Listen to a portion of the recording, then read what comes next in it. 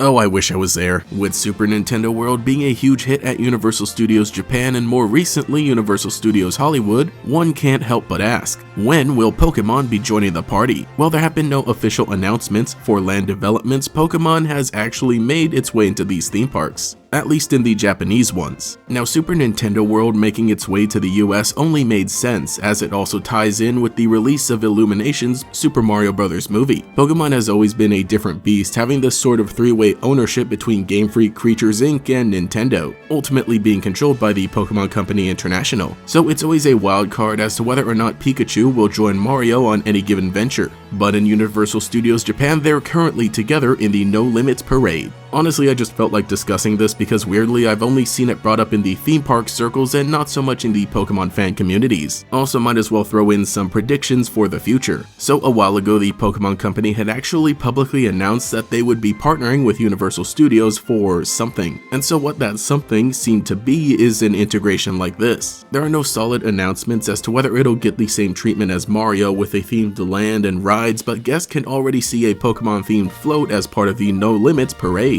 The float features a good variety of Pokemon with a giant Charizard flapping its wings and a Pikachu costume character atop a platform. The float is also preceded by Lugia and Ho-Oh puppets, I guess you would call these. I actually think these are really cool, especially because they're pretty iconic and classic Pokemon, being the first official box art legendaries, but for some reason they felt left out as of late. Johto remakes confirmed, am I right fellas? There are also people holding what are basically life-sized Pokemon, making them look like trainers, which is a neat idea. The procession isn't a total Gen 1er party, even if Pikachu and Charizard take center stage. I think it's a fair mix of different Pokemon for the space that they have. There are some newer and older starter Pokemon, the typical iconic ones, but even some Pokemon that just kind of make sense for a bright and colorful parade float like Smeargle and Drifloon. Those are honestly some great picks. Overall, this parade features other popular characters that Universal either owns or has licensed in Japan, and weirdly enough, they kind of all fit together despite being pretty different. They're all from franchises typically aimed toward children, though with appeal to a general audience. They're bright and friendly, and it's believable they could all coexist. It feels like looking at the shelves of a toy aisle or the decorations in a kid's room. Of course, some original Pokemon merchandise has also been brought to the gift shops. Everything is brand new and made just for Universal Studios. I do love when Pikachu art or styles are made for things like the World Championships or other collaborations. While the Universal stuff seems sort of basic, giving the vibe of a general celebration, I do like the overall blue as a unifying color amongst the merchandise. It gives it that slight sense of theming.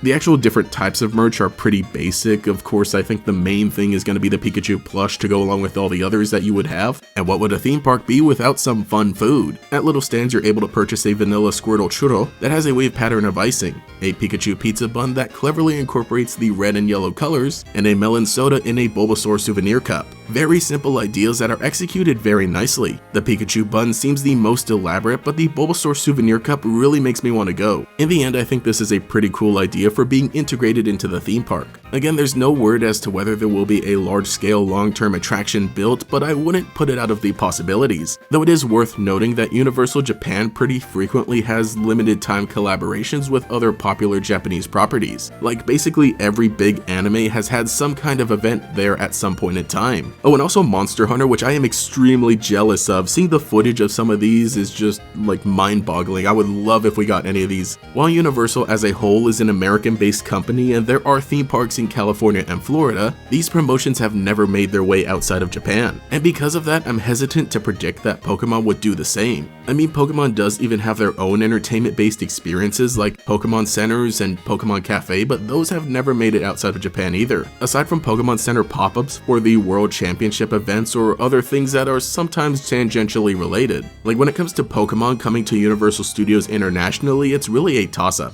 The fact that Mario has a permanent home in California gives us some hope, but based on Pokemon's previous track record, it seems like they're a lot more comfortable where they are. Of course, as money continues to be made and deals continue to be discussed, I think it's totally possible that sometime in the future it could happen. With how well received Nintendo and Universal's projects have been and how Pokemon's popularity is nowhere near petering out, I think at the very least bringing the merchandise, treats, and a costume character or two over to America wouldn't be too difficult. Again, it is really just a case that Pokemon is in the really early beginning stages of actually doing something like this, despite being a franchise that's been loved internationally for over 25 years. I just thought it was all pretty interesting that Pokemon has made it to Universal along with Mario, and thought it would be cool to take a look at what they've got going on over there across the Pacific. So let me know what you think and which snack or merchandise you would get if you were given the chance, because like seriously, I cannot get over that Bulbasaur souvenir cup. Thank you to every channel member for your continued support, especially the great Gators: Brandon Mork, Cheeseburger Lasers, Gavnuts, Green Topaz 213, Justin R, Cosmo Zero, Largos, Michaela, Mochizuki Yoru, Quago, Volity, and Pastel Blood. If you would like to support, get your name shouted out here, as well as access to emotes used in comments and live streams, and sometimes some early videos, you can become a channel member today. You can also follow me on Twitter as well for more memes. Anyway, this has been GatorEX, and I'll catch you all later.